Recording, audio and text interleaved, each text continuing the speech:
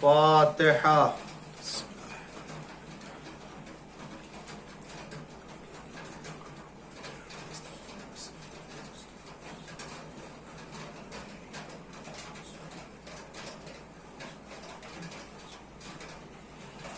اعوذ باللہ السمیع العلیم من الشیطان اللعین الرجیم.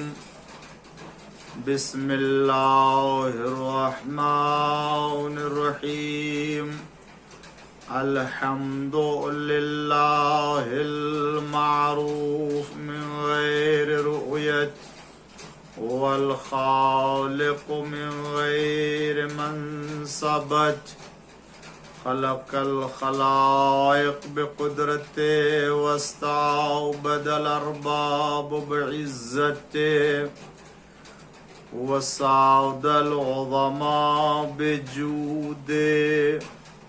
والصلاة والسلام والتحية والإكرام على البشير النذير السراج المنير حبیب الہ العالمین بالقاسم محمد اللهم صل على محمد وعلى محمد وعلى آلہ الطیبین الطاہرین المعصومین المظلومین المنتخبین المنتجبین الغر المیامین الذين أذهب الله عنهم الرجس وطهرهم تطهيرا. اللهم صل على محمد وعلى محمد لا سيما الإمام المبين بقية الله في الأرضين الحجة الثاني عشر والمهدي المنتظر عجل اللہ تعالی فرجہ الشریف.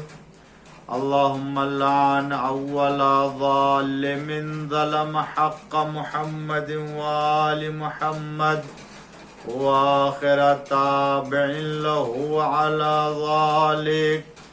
اللہم لعن العصابة التي جاهدت الحسین وشايعت وبايعت وتابعت على قتله. اللهم لعنهم جميعا. أما بعد فقد قال الله الحكيم في قرآن الكريم وقوله الحق. بسم الله الرحمن الرحيم. وما ارسلناک الا رحمتا للعالمین. صلوات پڑھ دیجئے محمد و آل محمد پر. اللهم صل على محمد وعلى محمد وعلى عزیزان گرامی اور ناظرین کرام، عظمت رسول اعظم کے موضوع پر عشر ماہ سفر کی آج یہ 6ٹھی مجلس ہے جس کے معروضات میں آپ کی خدمت میں عرض کر رہا ہوں، جس کے لیے آیہ کریمہ کو سرنامہ کلام قرار دیا ہے وَمَا أَرْسَلْنَاكَ إِلَّا رَحْمَةً لِلْعَالَمِينَ. ہم نے آپ کو اے پیغمبر عالمین کے لیے رحمت بنا کر کے بھیجا. وہ پیغمبر کے جو نور پروردگار سے، عظمت نور پروردگار سے خلق ہوا، جس کو اللہ تعالیٰ نے تمام مخلوقات سے پہلے اور ہر مخلوق سے بلند تر پیدا کیا، اور جس کو اس دنیا میں ہدایت کے لیے اور آخری نبی کے عنوان سے مبعوث فرمایا. اس کی عظمت اور اس کی منزلت کے سلسلے میں مختلف آیتوں کے حوالے سے آپ کے سامنے میں نے بات عرض کی.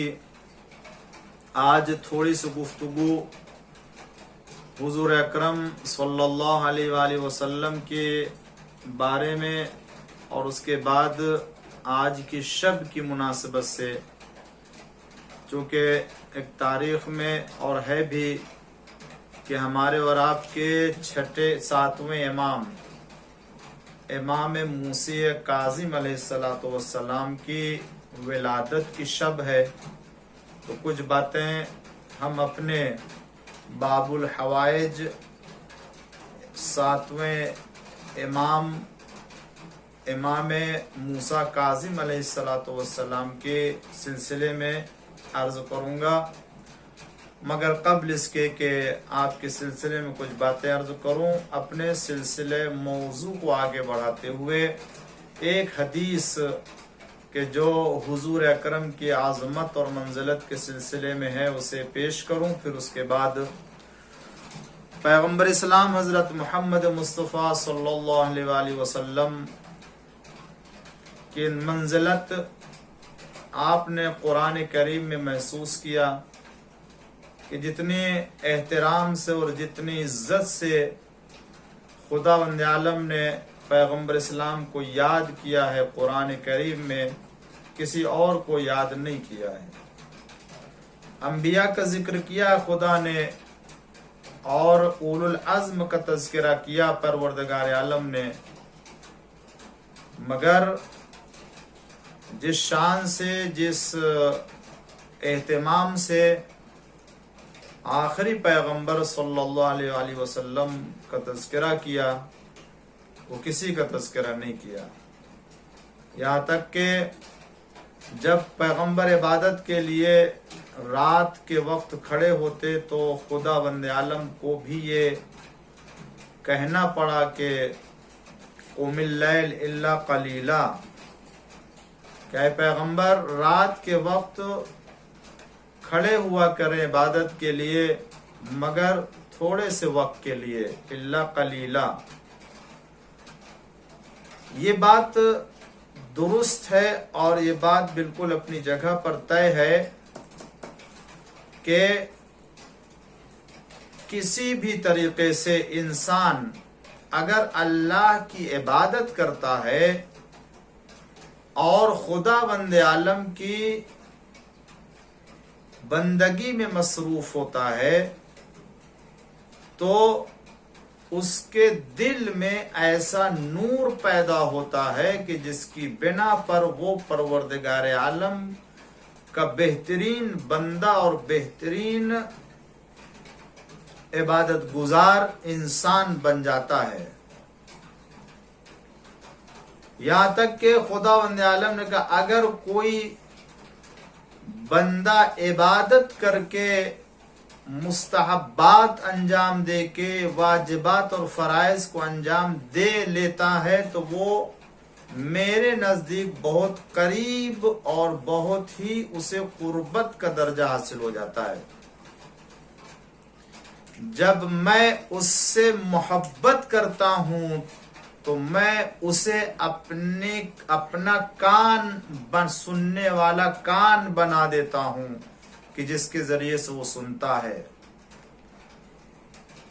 پھر وہ آنکھیں، وہ اس کے اعضاء و جوارے، اس کے زبان، پھر خدا کے زبان کہہ لیجئے، خدا کے آنکھ اور خدا کے جو وہ بصارت سے دیکھنے سننے لگتا ہے، بولنے لگتا ہے، گرچہ پروردگار عالم نہ زبان رکھتا ہے، نہ کان رکھتا ہے، نہ آنکھ رکھتا ہے۔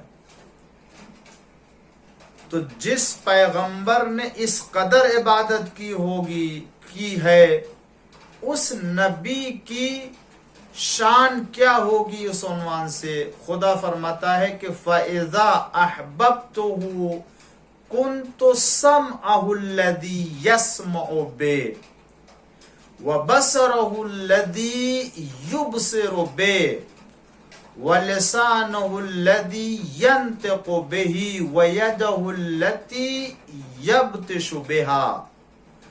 میں جب کسی بندے سے محبت کرتا ہوں، احببتہ، جب میں اسے چاہتا ہوں تو کنت سمع، میں خود اس کے لیے وہ کان، وہ سمع ہو جاتا ہوں جس کے ذریعے سنتا ہے، وہ بصر یعنی وہ آنکھ ہو جاتا ہوں جس کے ذریعے وہ دیکھتا ہے، وہ زبان ہو جاتا ہوں جس کے ذریعے وہ بولتا ہے، وہ ہاتھ ہو جاتا ہوں جس کے ذریعے وہ امور کو انجام دیتا ہے۔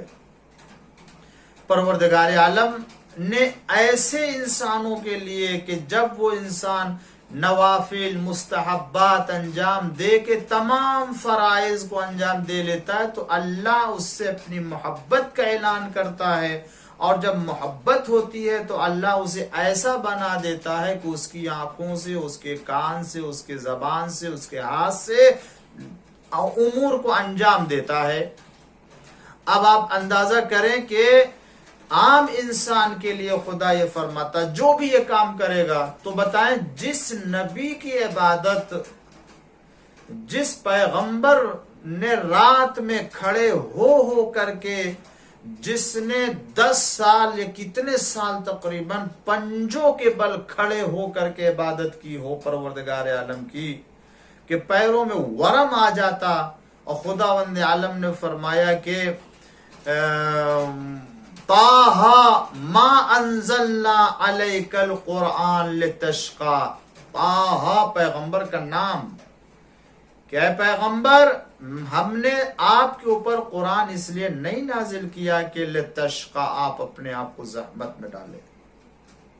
تو جس کی عبادت کا عالم یہ ہو کہ 10 سالوں تک رات کے وقت پنجوں کے بل اپنے کھڑے ہو کر کے عبادت بجا لاتا ہو، اس کا کیا عالم ہوگا؟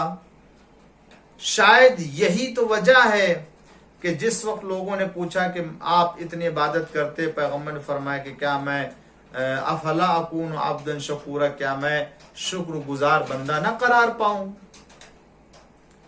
تو آپ اندازہ کریں کہ پیغمبر اسلام کی اتنی عظیم الشان عبادت کے بعد پھر حق ہے کہ جو پیغمبر انجام دے اس فعل کو، اس کام کو خدا اپنے کام کی طرف نسبت دے دے۔ یہ جو خدا نے فرمایا کہ میں اس کا کان بن جاتا ہوں، میں اس کے آنکھ بن جاتا ہوں، میں اس کی زبان بن جاتا ہوں، میں اس کا ہاتھ بن جاتا ہوں، جو کچھ پھر وہ انجام دیتا ہے وہ ہمارے ارادے سے انجام دیتا ہے۔ بولتا ہے تو ارادے پروردگار سے، دیکھتا ہے تو ارادے پروردگار سے، سنتا ہے تو ارادے پروردگار سے، کوئی کام انجام دیتا ہے تو ارادے پروردگار سے۔ اور اسی لیے چونکہ پیغمبر نے فرائض، واجبات، نوافل، مستحبات کو انجام دے کے عبادت کے اس بلند ترین درجے کو اوپر پہنچ گئے جہاں خداوند عالم نے اپنے محبت اور اپنے ارادے اور خدا نے اپنے محبت کو ان کے لیے پیش کیا، تو اللہ جو کہتا ہے کہ ہم اس کے آنکھ اور اس کے زبان بن جاتا ہوں، تو قرآن میں آواز دی کہ وَلَكِنَّ اللَّهَ رَمَى وَمَا رَمَيْتَ وَمَا رَمَيْتَ إِذْ رَمَيْتَ وَلَكِنَّ اللَّهَ رَمَى۔ پیغمبر آپ نے یہ کنکری نہیں پھینکی بلکہ اللہ تعالیٰ نے، اور اس کے بعد خدا اپنے نبی کے کام کو اپنی طرف منسوب کر لیتا ہے۔ اب بتائیں اس سے بڑھ کے حضور اکرم کی عظمت اور منزلت کیا ہوگی؟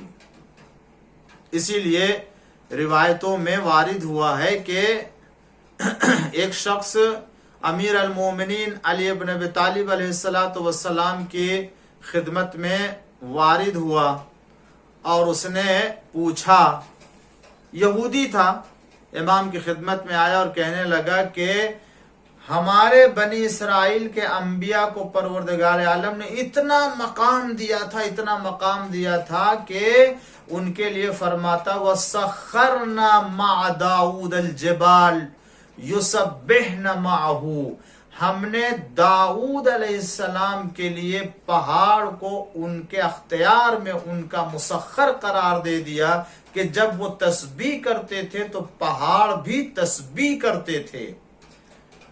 تو اس طرح سے تو کیا خداوند عالم نے آپ کے پیغمبر کو بھی اس طرح کی کوئی چیز عطا کی ہے؟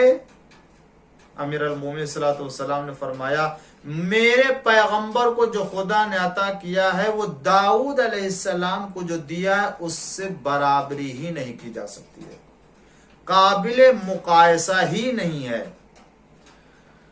میرا پیغمبر یعنی میرے نبی کو خدا نے وہ منزلت دی کہ بغیر ترک اولا کے خدا کی ایسی عبادت کی کہ خدا کو کہنا پڑا طٰ ما انزلنا علیک القرآن لتشقی، پروردگار عالم کو یہ کہنا پڑا۔ اور اس کے بعد یہ بات کہ جب داؤد علیہ السلام تسبیح کرتے تھے تو ان کے ساتھ وہ پہاڑ تسبیح کرتا تھا، یہ بتاؤ کہ داؤد نے تسبیح کرنا کہاں سے سیکھا؟ پہاڑ نے تسبیح کرنا کیسے سیکھا؟ میرا نبی وہ نبی ہے کہ جس وقت خدا نے پیدا کیا کوئی مخلوق اس وقت نہ تھی سوائے نور محمد صلی اللہ علیہ وآلہ وسلم کے۔ جب پیغمبر نے تسبیح کی تو تسبیح پیغمبر کو سن کر کے ملائکہ نے تسبیح کی ہے۔ جب میرے نبی نے خدا کی تقدیس کی تو تقدیس پیغمبر کو سن کر کے ملائکہ نے تقدیس کی۔ جب میرے پیغمبر نے خدا کی تکبیر بلند کی تو ملائکہ نے خدا کی تکبیر بلند کی۔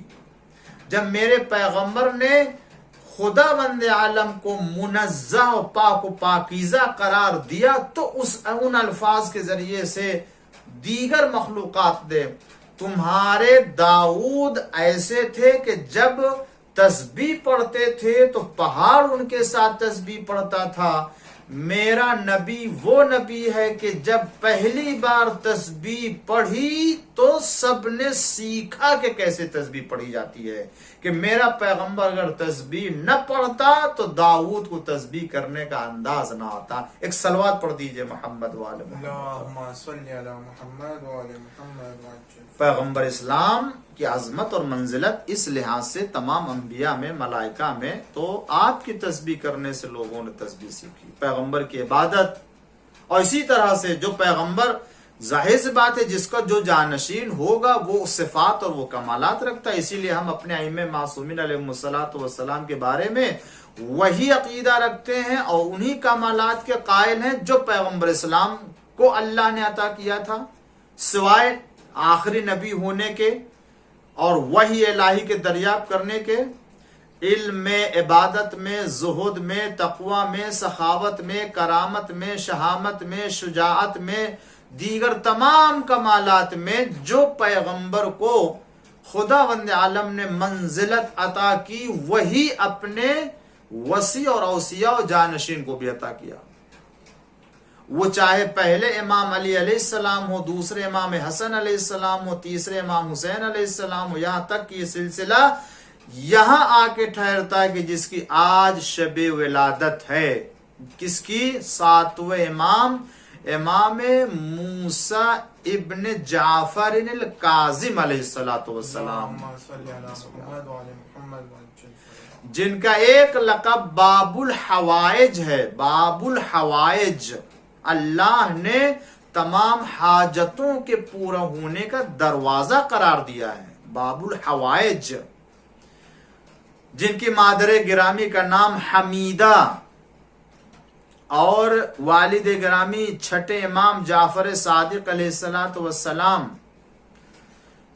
صفات میں، عبادت میں، زہد میں، فقہ میں، سخاوت میں، کرامت میں، زمانے میں اپنے سب سے بزرگ اور سب سے زیادہ عبادت گزار لوگوں میں سے شمار ہوتے تھے، کہ آپ سے بڑھ کے اس زمانے میں اس وقت کوئی عبادت گزار نہیں تھا۔ آپ اسی سے اندازہ کریں، روایت بتاتی ہے کہ آپ نماز کے لیے رات میں کھڑے ہوتے تھے، اس وقت جس وقت رات کا 2 حصہ گزر جاتا تھا، 2/3 حصہ گزر جاتا تھا، تو آپ اٹھتے تھے، عبادت کے لیے آتے تھے، اور اس کے بعد صبح کی سفیدی نمودار ہونے تک آپ مصلی پر قائم رہتے تھے اور عبادت میں بسر کرتے تھے۔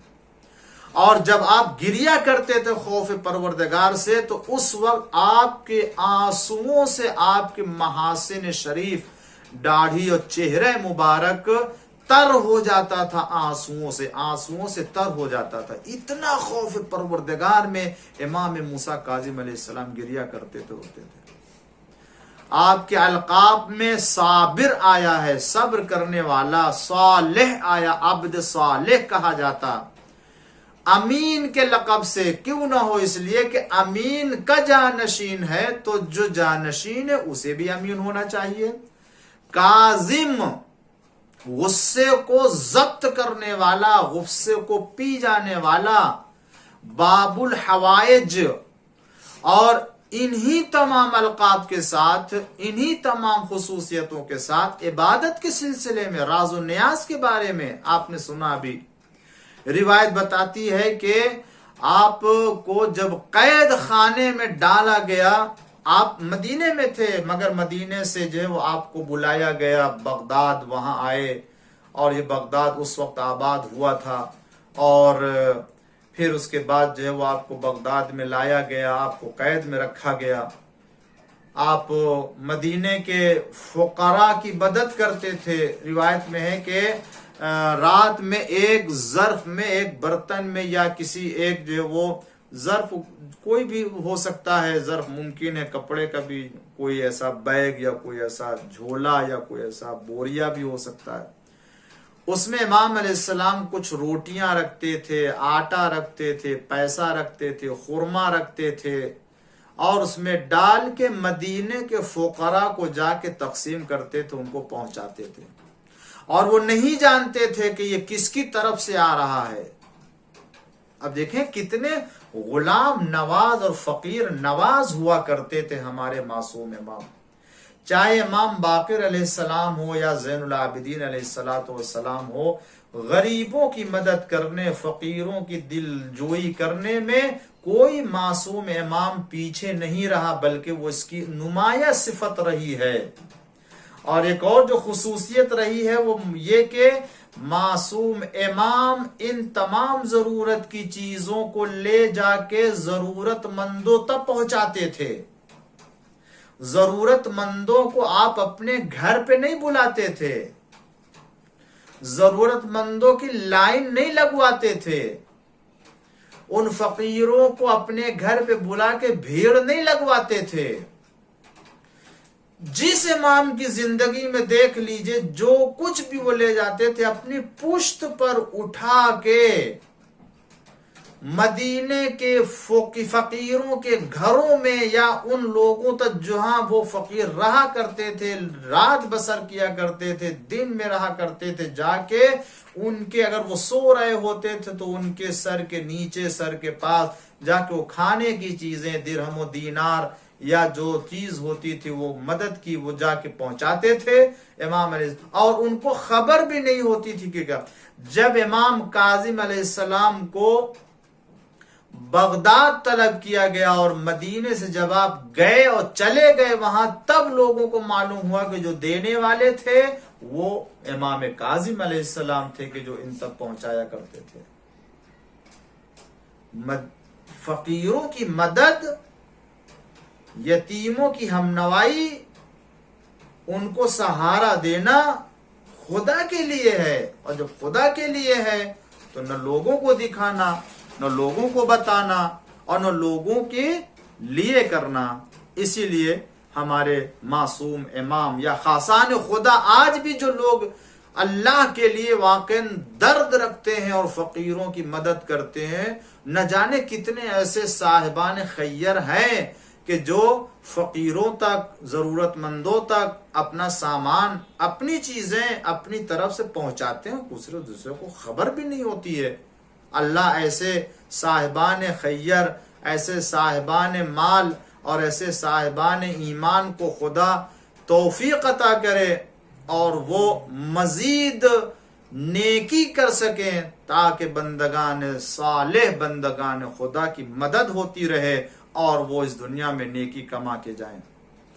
امام علیہ السلام کی عبادت کے سلسلے میں عرض کر رہا تھا کہ جب آپ کو بغداد بلایا گیا، قید میں آپ کو ڈالا گیا، کئی مرتبہ اور زیادہ تر آپ کا حصہ قید خانے میں گزرا، مگر اس کے باوجود آپ دیکھیں جب قید میں آپ کو ڈالا گیا تو جو دربان تھے، جو زندان بان تھے، ان کو یہ کہا گیا تھا کہ دیکھو وہ کیا بولتے ہیں، کیا کہتے ہیں، ان کے اوپر نگاہ رکھو۔ جب زندان بان کا کہنا ہے کہ جب انہیں قید میں رکھا گیا تو میں اس وقت تھا، اور جس وقت میں نے آپ کی آخری بات اور آخری کلام سنا تو وہ خدا سے مناجات کر رہے تھے اور کہہ رہے تھے. کیا کہہ رہے؟ دیکھیں ذرا غور کریں. امام کاظم علیہ السلام اپنے پروردگار سے دعا کر رہے ہیں. دیکھیں یہ وہ امام ہے جو خدا کی حجت ہے، خدا کا ولی ہے. ہمارے اور آپ کی طرح سے کوئی مومن نہیں ہے، ہمارے اور آپ کی طرف سے کوئی بندہ صالح نہیں ہے، بلکہ نمائندہ پروردگار ہے، خدا کی حجت ہے، معصوم امام ہے. اسی لیے اس کا کوئی عمل، اس کا کوئی صفت، اس کی کوئی خصوصیت عام لوگوں میں جرت نہیں، یعنی طاقت نہیں ہے کہ اس کے جیسا انجام دے دے اور اپنے اندر ان کی جیسی صفت پیدا کر لے.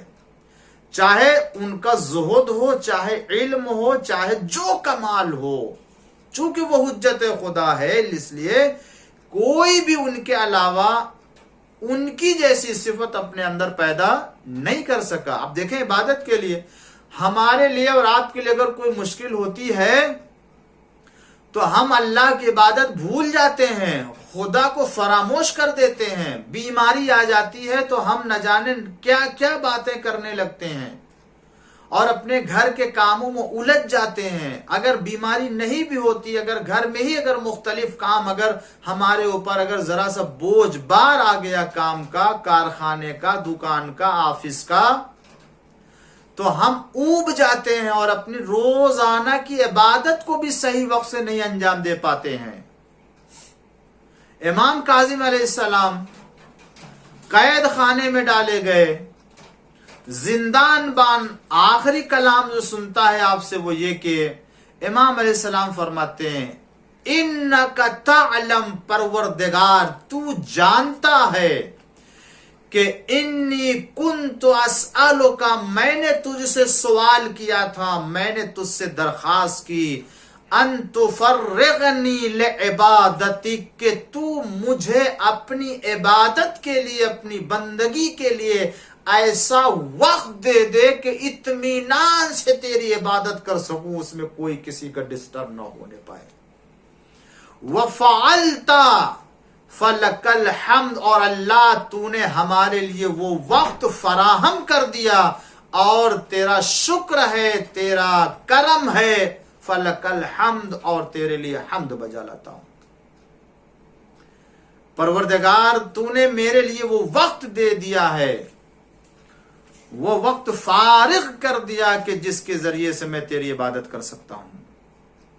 دیکھیں ایسے وقت میں کہ جہاں امام زندان میں ہے، قید خانے میں ہے، اپنے اس وقت سے استفادہ کرنے کے لیے خدا کا شکر، پروردگار تو نے میرے لیے ایسا وقت دے گا، ایسی جگہ دے دی جہاں تیرے اطمینان سے عبادت کر سکتا ہوں، کسی طرح کی کوئی ڈسٹرب یا کسی طرح کی کوئی جو وہ مزاحمت نہ ہوگی.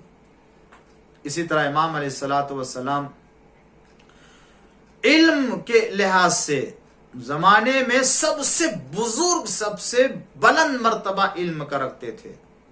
امام جعفر صادق علیہ الصلوۃ والسلام نے جو علم اور مختلف علوم کو نشر کرنے کا جو کارنامہ انجام دیا، اور اس کے پہلے امام باقر علیہ الصلوۃ والسلام نے اسی سلسلے کو امام کاظم علیہ السلام نے آگے بڑھایا.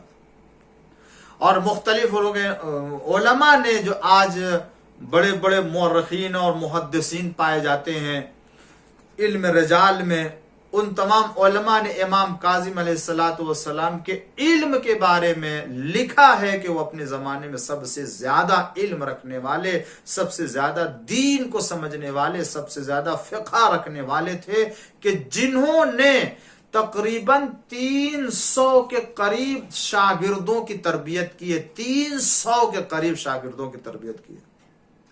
اور کیسے کیسے شاگرد؟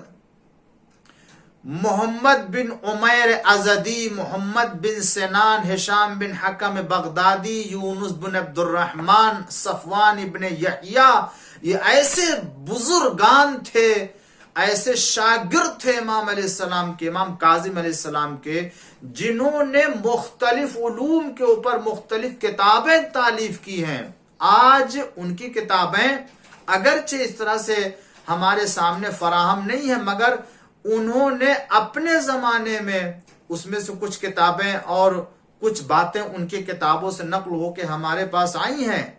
उनकी रिवायतें आज हमारे किताबों में नकल हो रही हैं, उन्हीं की तालीफ करता है। और इसी से अंदाजा करें कि जिस शागिर्द ने 95 या तकरीबन जो है वो कहते हैं कि 94 किताबें मुख्तलिफ उलूम में लिखा हो, मोहम्मद बिन उमैर अज़दी ने 94 किताबें मुख्तलिफ उमूर में मुख्तलिफ उलूम में लिखा। मोहम्मद बिन सिनान ने इल्म हदीस में किताब तालीफ की। हिशाम बिन हकम बगदादी ने, इन्होंने भी, ये भी माहिर इल्म कलाम थे। तकरीबन 30 किताबों से ज्यादा लिखी हैं। और इसी से अंदाजा लगाया जाता है जिसके शागिर्द इल्म के मैदान में इतने आगे हो, उसके इल्म का क्या आलम होगा। जिसने इनको पढ़ा के, इनको बना के, इनकी तरबियत करके मुआशरे को, समाज के हवाले किया है। इमाम मूसा काजिम अलैहिस्सलाम, इसीलिए शिया इस्ना अशरी इमाम काजिम को अगर इमाम जाफर सादिक अलैहिस्सलाम के बाद अपना इमाम मानते हैं, किसी और तरफ नहीं जाते, न अब्दुल्लाह हफ्ता की तरफ जाते हैं, न इस्माइल की तरफ जाते हैं, न किसी दूसरों की तरफ जाते हैं, तो इसकी वजह है। आप लेके आइए इस्माइल को, जनाब इस्माइल को इमाम काजिम अलैहिस्सलाम के मुकाबिल में। आप अब्दुल्ला को लेकर के आइए इमाम काजिम अलैहिस्सलाम के मुकाबिल में। दीगर अफराद को जो लोग इमाम मानते हैं इमाम जाफर सादिक अलैहिस्सलाम के बाद, उनको इमाम काजिम अलैहिस्सलाम के मुकाबिल में लेकर के आइए और बराबरी कर लीजिए, आजमा लीजिए, उनके आसार देख लीजिए।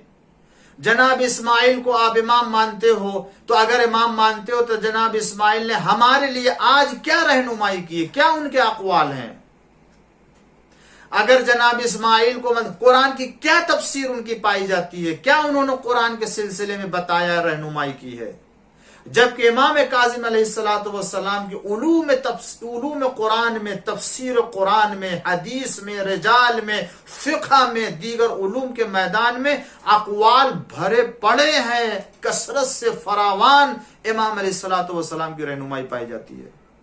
तो कैसे हो सकता है कि हम एक आलिम के मुकाबिल में किसी नादान, किसी जाहिल को हम मान ले, जिसके पास खुद उसकी अपनी मार्फत ना हो, तो वो दीन की क्या मार्फत रखता होगा।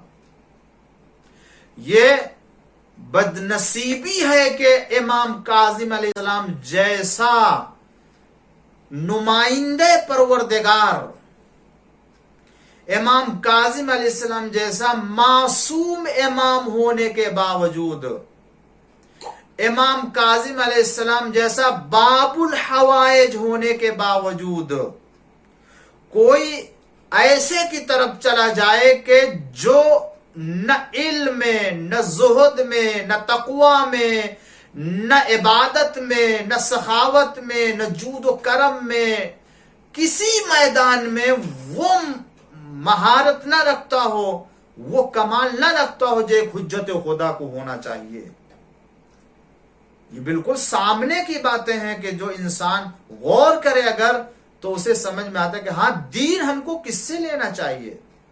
अगर दीन हर एक से लिया जा सकता होता तो परवरदिगार आलम को इतने नुमाइंदों को भेजने की क्या जरूरत थी। तो एक नबी के जरिए से दुनिया आलिम बन जाती और फिर किसी भी आलिम से जाके दीन सीख लेता हो, किसी भी शख्स से इल्म ले लेता, काफी होता। मगर नहीं, उससे दीन लेना है जो अपने नफ्स पर कंट्रोल रखता हो और वो अपनी बातों को खुदा की बातों में न मिलाए और वो ख्वाहिशे नफ्स से अमल न करता हो और वो दीन की बातों में अपने ख्वाहिशात को शामिल न करता हो, अपने रुझान को न शामिल करता हो, अपनी पसंद की बातों को न शामिल करता हो, दुनिया के लिए वो काम न करता हो, वो हवा हवस के गिरफ्तार न हो, उसे नुमाइंदा परवरदिगार बनाता हो, दीन का जिम्मेदार बनाता है। جو دنیا کے منصب میں، جو دنیا کے شہرت میں، جو دنیا کے لالچ میں، جو دنیا کے نام و نمود میں، جو دنیا کے جو وہ حکومت میں، جو اقتدار میں یقین رکھتا ہو اور اسی کو اپنا دین سمجھتا ہو، اپنے ساری شان و شوکت اسی میں سمجھتا ہو، اس کو دین سے کیا تعلق ہے؟ آج تک خدا کے نمائندوں میں یہ کبھی خصوصیت نہ دیکھی گئی کہ وہ دنیا کے پیچھے دوڑتا رہا ہو اور اپنے ماننے والوں سے دنیا لیتا رہا ہو۔ آج تک کسی بھی نبی، یہاں تک کہ حضرت محمد مصطفیٰ صلی اللہ علیہ وآلہ وسلم کے لیے پروردگار عالم نے جب آپ کو ہدایت اور ارشاد کی ذمہ داری دی اور آپ نے ہدایت کی، جب لوگ آئے آپ کے پاس کہ آپ نے ہمیں مسلمان بنایا، کلمہ پڑھایا، آپ نے ہماری اتنی جو وہ زحمت کی، تبلیغ کی ہدایت، کچھ آپ کو ہم دینا چاہتے، پیغمبر صلی اللہ علیہ وسلم نے کیا فرمایا؟ قُلْ لَا أَسْأَلُكُمْ عَلَيْهِ أَجْرًا إِلَّا الْمَوَدَّةَ فِي الْقُرْبَى۔ کتنی چیزیں لے کر کے آئے تھے؟ سونا، چاندی، ہیرے، جواہرات، درہم و دینار، دنیا کا مال لے کر کے آپ لے لیجئے، ساری چیزیں جو چاہیے آپ کو۔ پیغمبر نے کسی چیز کو قبول نہیں کیا۔ یا وہ جس وقت پیغمبر اسلام نے مکہ میں آواز توحید بلند کی تھی، اس وقت لوگ جو آپ کو خاموش کرنے کے لیے کتنی چیزیں لا کر کے دے رہے تھے، سب کچھ وہ ماننے کو تیار تھے، آپ اپنی آواز نہ بلند کیجئے اور خاموش ہو جائیے۔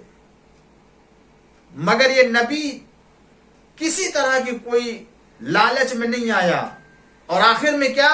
اگر تم اس کا اجر دینا چاہتے ہو تو میرے قرابت داروں سے مودت اختیار کرو، میرے قرابت داروں سے محبت کرو، ان کا احترام کرو، ان کی عزت کرو، ان کی بات پر عمل کرو۔ اگر مطالبہ کیا کسی چیز کا تو یہ مطالبہ کیا۔ پھر اس کے بعد ہم دیکھتے چاہے رسول اللہ ہو صلی اللہ علیہ وآلہ وسلم یا ان کے اوصیاء جانشین ہو، وہ اگرچہ اپنے گھر میں کچھ کھانے پینے کی چیزیں بعض وقت نہیں رکھتے تھے، حضور اکرم کبھی کبھی تو اپنے شکم میں پتھر باندھتے تھے تاکہ بھوک برداشت ہو سکے، اور گھر میں جناب سیدہ کے کھانے کی چیزیں نہیں ہوتی تھیں۔ مولا کائنات امام حسن، امام حسین، امام زین العابدین، امام باقر علیہ السلام، امام جعفر صادق علیہ السلام، امام موسیٰ کاظم علیہ السلام، جس امام کو دیکھ لیجئے ان کے گھروں میں کوئی بہت زیادہ ایسے فراوانی کسی چیز کی نہیں رہتی تھی، مگر ایسا بھی نہیں رہتا تھا کہ اگر کوئی آتا تھا تو وہ خالی ہاتھ جاتا تھا، اسے دیتے تھے، عطا کرتے تھے۔ تو الہی نمائندوں کی شان کیا ہے؟ نبی ہو یا امام ہو، اس کے پاس اگر کوئی ضرورت مند آتا ہے تو اس کو دیا کرتے ہیں، وہ لیا نہیں کرتے ہیں۔ ہمارا امام دینے والا ہوتا ہے، ہمارا امام لوگوں سے مال دنیا جمع کرنے والا نہیں ہوتا ہے۔ ایک صلوات پڑھ دیجئے محمد وآل محمد۔ امام علیہ الصلوۃ والسلام نے اپنے عہد میں، اپنے زمانے میں اس طرح کے اور ایسے بہت سے کارنامے انجام دیے۔ آپ کا حلم، آپ کا کظم، یعنی غصے کو پی جانا، جس کی بنا پر آپ کو کاظم کہا ہی اسی لیے جاتا ہے۔ اور اسی طریقے سے آپ ہر میدان میں اپنے چاہنے والوں کی تعلیم دی ہے، تربیت کی ہے کہ خبردار دیکھو، ظالم کا تعاون نہ کرنا، اور ظالم کے ساتھ کبھی بھی جو ہے وہ تم ہمکاری نہ کرنا، اور نہ ہی ان کے ساتھ میں تعاون کرنا اور ان کی مدد کرنا۔ اگر ان کی حکومتوں میں رہ کے تم غریبوں کا حق ادا کر سکتے ہو اور حق کی رہنمائی کر سکتے ہو، حق والوں کی مدد کر سکتے ہو، مظلوموں کی نصرت کر سکتے ہو، تو تم اس کے ذریعے سے حکومتوں میں، جابر ظالم حکومتوں میں کام کرنا۔ لیکن اگر یہ نہیں کر سکتے تو خبردار ان کے کاموں میں تعاون نہ کرنا۔ امام کو اسی طریقے سے جہاں یہ کمال دیا تھا، اللہ نے قدرت بھی دی تھی، امام کو کمال بھی دیا تھا کہ جب وہ हारून जो है वो बैठा हुआ एक जादूगर को बुलाया इमाम अलैहिस्सलातु वस्सलाम को रुस्वा करने के लिए, दस्तरखान पर बैठे खाना खाने के लिए, और जब रोटी आपके करीब वो खादिम ने की तो वो वहां से वो जादूगर ने जो कैसा जादू किया कि वो रोटी वहां से हट जाती थी दोबारा, और वो हारून बैठा जो है वो हंसता था, मजाक उड़ाता था। इमाम बावजूद कि आप साबिर है, इमाम बावजूद कि आप काजिम है, मगर काज़्म सब्र उस वक्त तक कि जिस वक्त तक वली खुदा और हुज्जत खुदा का मजाक न उड़ाया जाए। जाती मसाइल है हम बर्दाश्त कर लेंगे, लेकिन जहां मनसब इमामत की तौहीन हो वहां इमाम खामोश नहीं रह सकता है। लिहाजा वो बैठा हंस रहा था, जादूगर अपना काम कर रहा था। इमाम ने एक मर्तबा निगाह उठाई, पर्दा देखा, दरवाजे के ऊपर टंगा हुआ है, उस पर शेर बना हुआ था, और आवाज दी, या असद अल्लाह, ऐ अल्लाह के शेर, अल्लाह के दुश्मन को निगल ले। जैसे इमाम ने यह कहा, पर्दे से वो शेर नमूदार हुआ, निकला बाहर, और जादूगर को उसके तमाम औजार, उसके तमाम सामान के साथ निगल लिया, और दोबारा जाकर के वो शेर अपने पर्दे उसी जगह पर जाके रुक गया और जाके वहां पर ठहर गया। अब जैसे ही देखा, हारून ने घबरा गया, गिर गया बेहोश रश में कि अरे ये क्या हो गया, और आप जो है वो अब उसे वापस कर दीजिए, उसे बुला लीजिए, अब दोबारा फिर से उसे आप जिंदा कर दीजिए। इमाम ने फरमाया, तुमने क्या समझ रखा है, वली खुदा को कमजोर समझते हो? देखो, वली खुदा मजलूम हो सकता है मगर मजबूर नहीं हो सकता। इमाम ने फरमाया, अगर मूसा ने जादूगरों को निगलने वाले अजदहा से कहा होता कि इन जादूगरों को पलटा दो, और अजदहा ने अगर पलटाया होता तो मैं भी शेर को हुक्म देता कि वो जादूगर को पलटा दे, मगर बता दिया कि देखो, जो अल्लाह का नुमाइंदा होता है वो हुक्म परवरदिगार से उमूर को अंजाम देता है, वो अपनी पसंद से नहीं। ये इरादे परवरदिगार से हुआ था, इरादे परवरदिगार होगा तो वो जाहिर कर दिया जाएगा। एक सलवात पढ़ दीजिए मोहम्मद वाले मोहम्मद। अजीजान गिरामी, तो जो नुमाइंदे परवरदिगार होता है वो अम्र परवरदिगार का ताबे होता है, उसे किसी भी मैदान में रखा, वो इबादत के लिए आता, हिदायत के लिए आता है, वो यही तालीम देने के लिए आता है। आपको बाबुल हवाइज कहा जाता है, और एक लक़ब और मासूम तो नहीं है मगर ये लक़ब उसे भी अता किया गया है, और उसे भी कहते हैं कौन? कमर बनी हाशिम हजरत अबुल फजल अब्बास बाबुल हवाइज। हाँ अज़ादारो, ये आज माह सफर की 6 तारीख गुजर गई है। ये शबे 7 सफर, और एक बाबुल हवाइज का तज़किरा सुन रहे थे। एक और बाबुल हवाइज है जिसका मर्तबा और जिसकी मंजिलत परवरदिगार आलम के नजदीक भी बहुत बुलंद है। अल्लाह ने उसे दुनिया में भेजा था इसीलिए ताकि हुसैन के काम आए, और अमीर अल मोमिनीन ने अपने भाई अकील से कहा था कि अकील, एक ऐसे बहादुर खानदान में मैं अक़्द करना चाहता हूँ, शादी करना चाहते हूँ, जिससे अल्लाह एक ऐसा बेटा दे जो करबला में मेरे हुसैन के काम आए। अल्लाहु अकबर।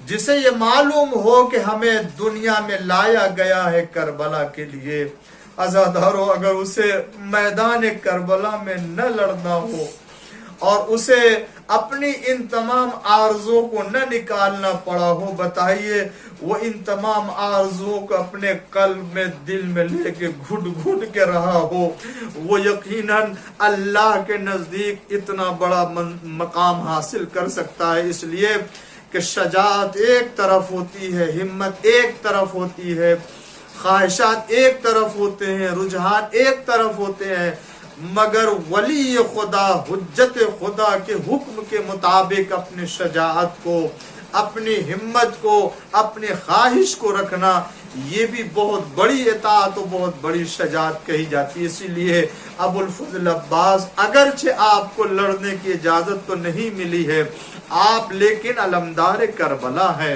مگر عزادارو جب جناب علمدار کربلا مشق سکینہ کو لے کر کے چلے ہیں تاکہ پانی لے کر کے آئے، اس منظر کو یاد کیجئے۔ جناب ابو الفضل عباس کی ساری تمنا یہ تھی کہ میں اپنی بہن کے لیے، سکینہ بچی کے لیے پانی پہنچا دوں، مگر ہائے وہ عباس، آپ ذرا غور کریں، جس وقت جناب ابو الفضل عباس نے یہ احساس کیا، میں سمجھتا ہوں جس وقت آپ کے شان قلم ہوئے تکلیف نہیں ہوئی، جس وقت آپ نے دوسرا شانہ قلم کر دیا اس وقت بھی تکلیف نہیں ہوئی، مگر جب ایک تیر ستم مشق سکینہ پہ لگا تو آپ کو اتنی تکلیف ہوئی ہوگی یقیناً کہ میں اپنے بہن کے لیے پانی لینے کے لیے آیا، لیکن ہائے یہ اتنا لاچار ہو گیا کہ اب پانی نہیں لے جا سکتا ہے۔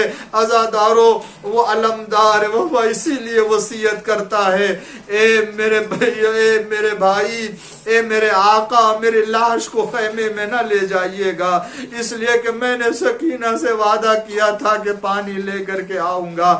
میں کیا جواب دوں گا عزادارو؟